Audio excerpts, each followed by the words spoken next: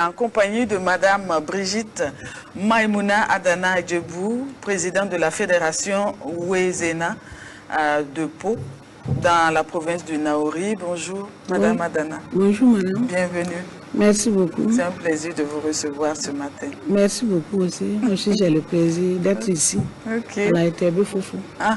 Merci. Voilà. Et vous n'êtes pas seul, hein. Il y a M. Eli Kafando également qui vous accompagne, relais communal de la commune de Samba. C'est bien ça. Oui, secrétaire de la coopérative Wenpanga dans la commune rurale de Samba. C'est dans le Passoré. Oui, bonjour, M. Kafando. Oui, bonjour, madame. Bienvenue à Fofo. Merci beaucoup. C'est un plaisir de vous recevoir. Nous aussi, nous le plus. Pour parler un peu de ce que vous faites, de vos activités. Voilà.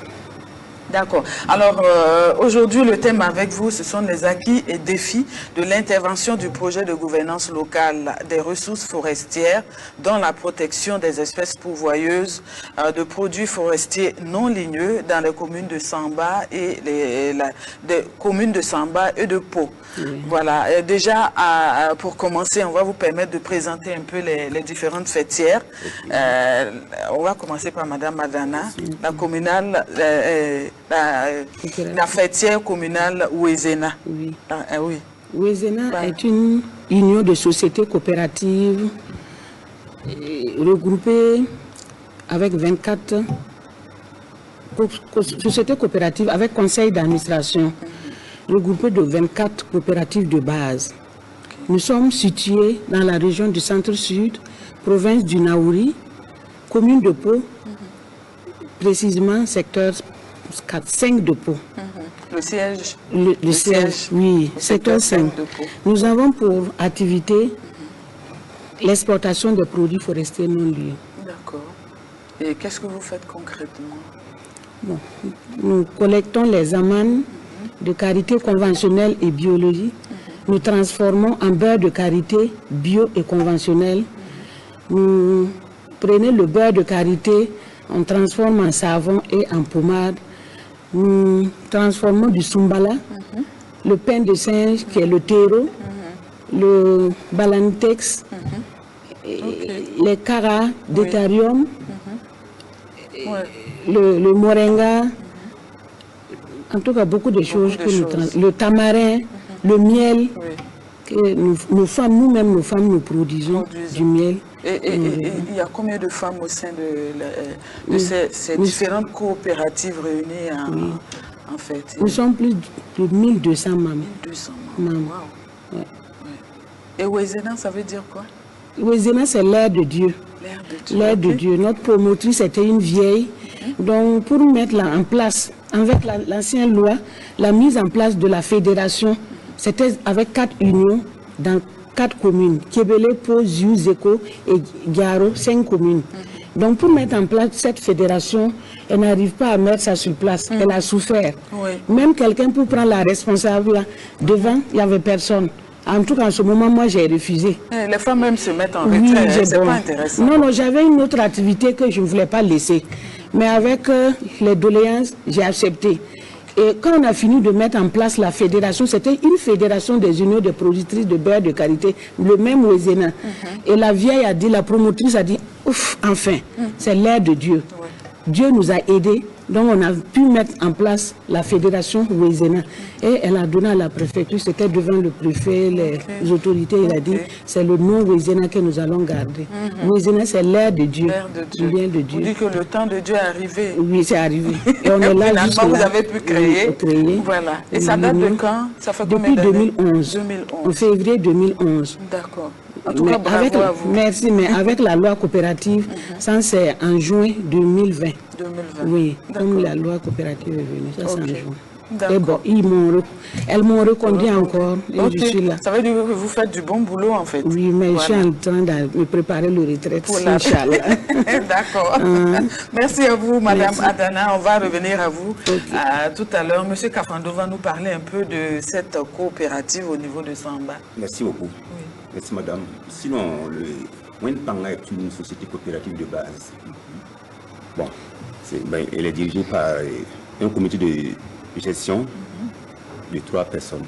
3 personnes, d'accord. Mais elle est une membre de la fêtière Larmav Sanga de la commune de Samba, province du Passoré, à la région du Nord. D'accord. Voilà. Et qu'est-ce que vous faites? Et vos objectifs, c'est quoi? Bon, pour nous, ce qu'on fait, c'est comme Madame le disait, nous aussi, on fait l'exportation des produits forestiers non lieux. Voilà, donc, surtout, c'est comme elle a dit, on aide de la même chose avec tous les produits qui sont comme les PFNL, les amandes de qualité, le beurre de qualité, le Sumbala et puis les tamarins. Bon, tout ce qui est comme produits forestiers non lieux dans notre localité, les femmes vraiment utilisent ça comme les activités. D'accord. Merci beaucoup. Alors, certainement que les gens se demandent, mais c'est quoi les produits forestiers non lieux? Merci beaucoup, madame. Bon, Oui. comme on le dit, sinon, c'est comme on l'entend, hein, produits forestiers non lieux, ce sont des produits qu'on peut avoir ça dans les forêts. On peut expliquer ça à terre.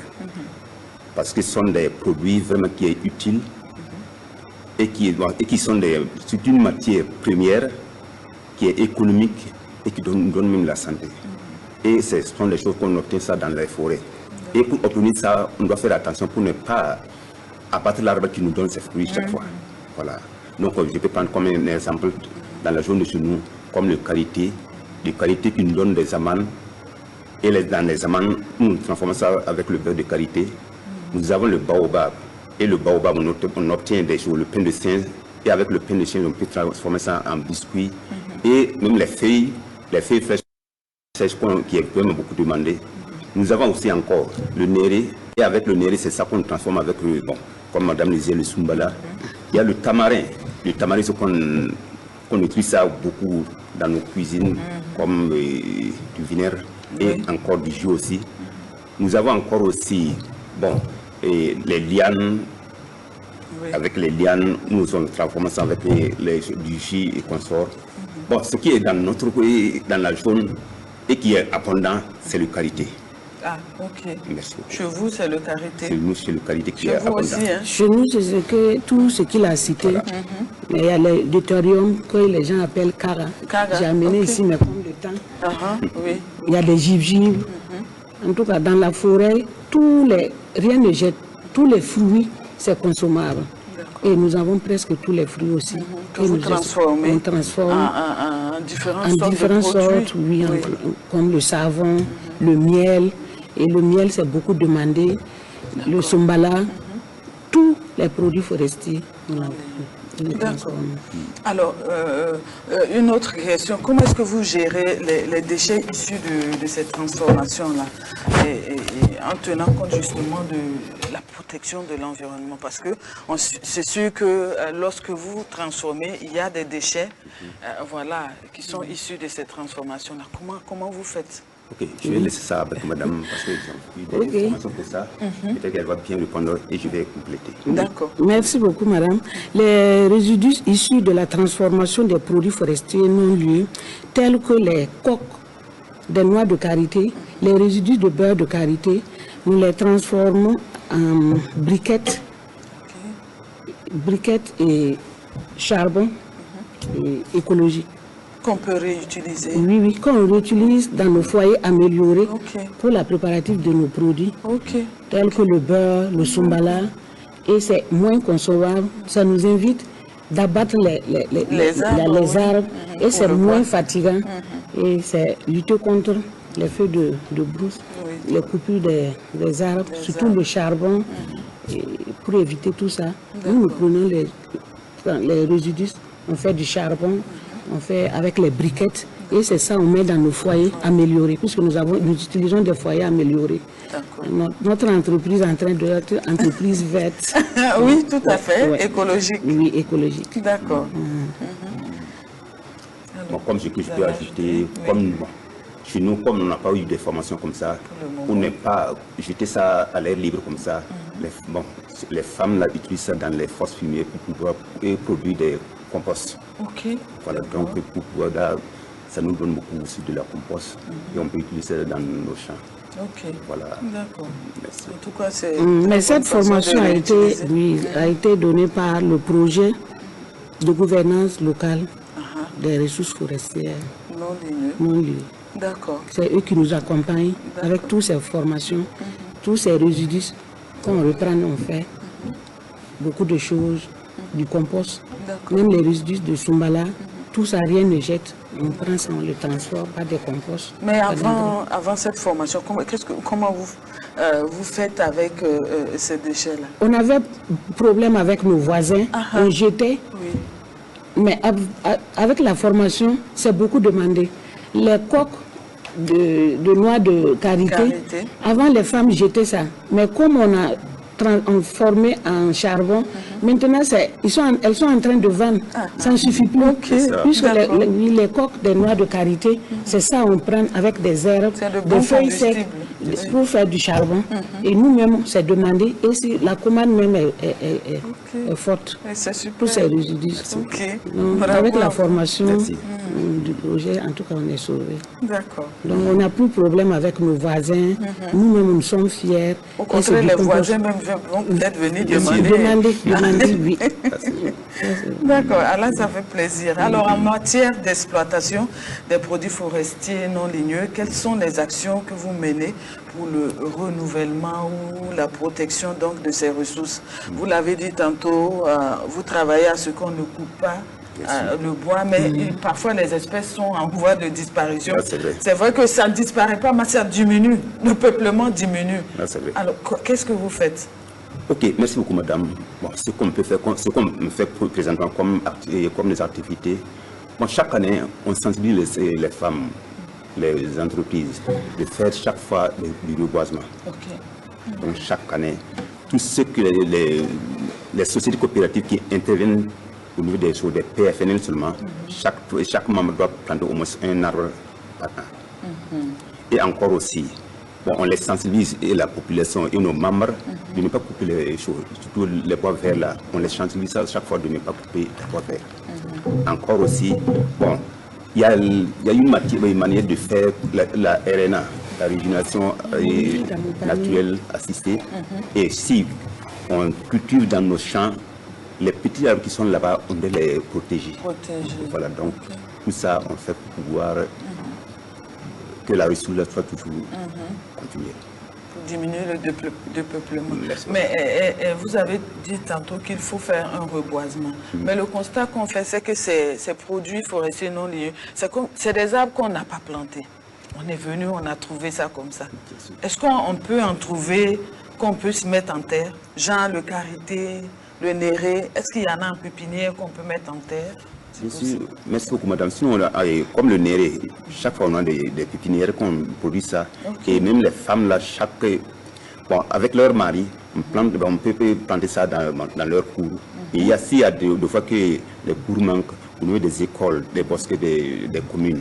On peut demander des permissions pour aller planter ça là-bas. Même le baobab, on est ça dans les pépinières.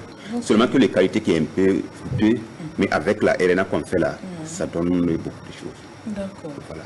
Et je voulais parler. Oui, avec l'accompagnement du projet de gouvernance locale des ressources forestières, notre fêtière, nous produisons des pépinières, plus de 25 000 plantes par an, que nous distribuons à nos membres qui vont aller planter dans leurs champs ou dans les forêts. Et avec leurs accompagnements, nous arrivons à planter dans nos bosquets communaux chaque année. D'accord. En tout cas, nous produisons plus de 25 000 plantes. Vous produisez les plants, vous avez une pépinière. Oui. Ça, c'est bon. Et chaque année, on les fait. Mais vous parlez de les produits, les plantes que nous avons trouvées. Mais nous, on a les grains. Au niveau de l'environnement, même les grains qu'on consomme, le néré. Dans nos pépinières, il y a le néré, il y a le baobab. Il y a le karité, mais c'est que le karité, ça prend du temps. Mais c'est ce qu'il vient de parler avec l'ERENA. En tout cas, la formation qu'on a eue avec l'ERENA qu'on fait, en tout cas, ça nous... Et de plus en plus, il y a même des qualités qui sont greffées avec... Avec la technique et de l'environnement, il y a des qualités qui sont greffées. Seulement que c'est un peu coûteux, mais... c'est lui avec ça. En tout cas, c'est une sensibilisation, c'est une formation à nos membres d'exploiter beaucoup les arbres. Puisque une dame ne peut pas aller planter une arbre et puis aller couper un autre arbre encore. Donc, ça les donne le courage le courage de bien entretenir les arbres. Puisque c'est elles qui vont s'asseoir faire les pépinières, c'est elles qui vont aller planter encore dans les champs. Donc, elle est obligée de protéger l'arbre jusqu'à la fin. Et puis ça veut dire que vous faites un suivi après avoir planté. Oui. Elle-même, elle est fière qu'elle a l'arbre dans son... Qu'elle-même, elle a planté, ça a grandi, le néré, le baobab, ça a grandi dans son champ. Elle-même, elle est fière. Et chaque année, il y a des associations qui prennent aussi, on les donne pour aller planter. D'accord. Le mois d'août. Ok. Et je peux dire même qu'il y a des femmes même qui sont devenues comme des agents forestiers, qui sensibilisent même d'autres femmes, bien sûr. Parce qu'ils voient qu'il y a un intérêt beaucoup vraiment sur l'arbre, donc on ne va pas les détruire comme ça. Merci. D'accord. Alors, pour terminer, quelle est la contribution de vos partenaires? Quelle contribution est-ce que vos partenaires apportent à la résolution donc, de ces défis liés à l'exploitation des produits forestiers non ligneux?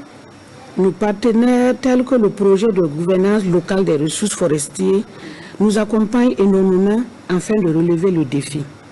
Par exemple, ils nous accompagnent, ils nous aident à réaliser des unités de transformation, la formation en marketing, les ventes de nos produits, la rencontre ou dialogue avec les collectrices et les productrices, avec les commerçants et les acheteurs pour mieux vendre, pour mieux préparer les commandes et surtout les contrats. En tout cas, il y a des rencontres à chaque année qui... C'est bien structuré. C'est bien structuré avec les rencontres des commerçants, des acheteurs, en tout cas pour mieux vendre nos produits forestiers. Et en fait, avec la formation qu'on a reçue pour la transformation des résidus, les briquettes et les charbons en écologie, tout ça, ça nous arrange beaucoup en consommer moins le bois. Et on a la formation en marketing, on a eu des formations en hygiène et nous appuie beaucoup aussi pour la certification. Vous voyez, on a du beurre bio. Donc, avec la certification, c'est nos partenaires qui nous payent. Donc, ça fait que les femmes sont fières qu'elles arrivent à vendre le beurre bio, puisque c'est un peu plus cher. Et c'est dans la forêt que nous collectons les amandes, donc ça les empêche de protéger la forêt en même temps. D'accord. Ok. Comme ce que je peux ajouter, c'est comme elle a dit, sinon vraiment avec l'accompagnement de ce projet-là, on a beaucoup de choses. Même elles ont pu réaliser même des kiosques. Là, avec les kiosques, même, on peut déposer, on peut exposer même nos produits là-bas chaque fois. Et c'est comme des petites boutiques. Des petites boutiques. Où on expose les différents produits des PFNL. Donc chacun seulement qui sait seulement qui est là-bas. Si tu arrives là-bas, il y a tout comme les produits forestiers qui sont là-bas. Oui. Vraiment, donc dans ça, vraiment, ils nous accompagnent fort. Et même comme il le dit, chaque année, on fait des choses, des rencontres B2B. Avec les commerçants, avec les collecteurs, et on fait des planifications chaque année. On fait la planification de nos activités, combien on peut avoir, et pendant qu'on a reçu, donc qu'on a pu collecter, il y a combien de tonnes qu'on a comme des produits, et en même temps on discute avec les commerçants, et aussi disent leurs besoins, et on nous donne, on nous fait en contact avec le commerçant, et vraiment ça... c'est tellement bien structuré, c'est toute une chaîne de production, celle qui collecte, et puis il y a aussi celle qui transforme, celle qui vend aussi, voilà. Donc toute la chaîne est bien structurée. D'accord. Nous avons eu la chance aussi d'avoir 2 kiosques même pour nos PFNL à Pau. À Pau, oui, Wezena a bénéficié de 2 kiosques. 2 kiosques. Oui. Chez vous, il y en a combien? Bon, chez nous, c'est un seul kiosque pour le moment. On est à démarrer. D'accord. Mais vraiment, on s'assure que ça va, même avec ça, on s'assure que vraiment, avec les produits qui sont là-bas, c'est vraiment déjà bon. D'accord. Madame Madana, vous avez parlé au départ de beurre de qualité bio et puis conventionnel. Oui. C'est ça? C'est quoi la différence? La différence, c'est que le bio, nous avons collecté ça dans la forêt, uniquement dans la forêt. Dans la forêt, il n'y a pas de champ là-bas, il n'y a pas de produits chimiques. C'est carrément dans la forêt. Et puis, c'est certifié avec EcoCertiSat en France ou bien en Allemagne. Et pour faire la transformation, c'est toute une procédure. Il faut être propre, il faut te protéger, il faut laver les mains. Il y a des conditions qu'on ne peut pas le faire en produisant le beurre bio. De la collecte jusqu'à la production, jusqu'à la vente. Il faut suivre la traçabilité des formations pour ça. Pourtant, le beurre conventionnel, ça, on a collecté les amandes, les noix dans nos champs. D'accord. Là où on veut. Oui, et là-bas, tout le monde peut faire la production. Dans leur maison, dans leurs associations, dans leur siège. Tout le monde peut le faire simplement, sans condition, sans suivi. Mais pourtant, le bio, c'est pas la même chose. Il faut suivre la formation, il faut être protégé, il faut ramasser dans les champs. Le bio, c'est dans la forêt. Et dans la forêt, si ce n'est pas les éléphants, c'est naturel. Il n'y a pas de produits chimiques là-bas. Donc, c'est la différence comme ça. Et puis, surtout, c'est certifié. On ne peut pas ne pas avoir la certification par EcoCert-SAT. Donc, vous voyez de ça. Donc, on ne peut pas mentir. C'est la différence comme ça. Sinon, c'est le même beurre. Tout est consommable. Mais ça dépend de la qualité. De la qualité. Oui. D'accord. En tout cas, merci à vous d'être passé sur notre plateau. Ça a été un plaisir de découvrir les différentes coopératives, les fêtières et puis les activités que vous menez sur le terrain. C'est formidable ce que vous faites, le beurre de karité, le sumbala. Il y a la poudre de pain de singe aussi. Il y a Deuterium, il y a Charlat, Balanitex, il y a le miel. On a tout ça, le miel, tout. D'accord. Le tamarin. Tamarin et tout. En tout cas, merci à vous, bravo. Félicitations. Le sumbala aussi. Et bon vin. Bon vin aux différentes coopératives. En tout cas, on vous recevra tant que vous viendrez sur notre plateau pour parler de ce que vous faites. Voilà. Merci à vous. Merci à Excellente vous. journée. Merci beaucoup. Voilà. Et nous, on poursuit toujours en entretien. On va recevoir tout à l'heure M. Issa Kaboré pour parler de coaching.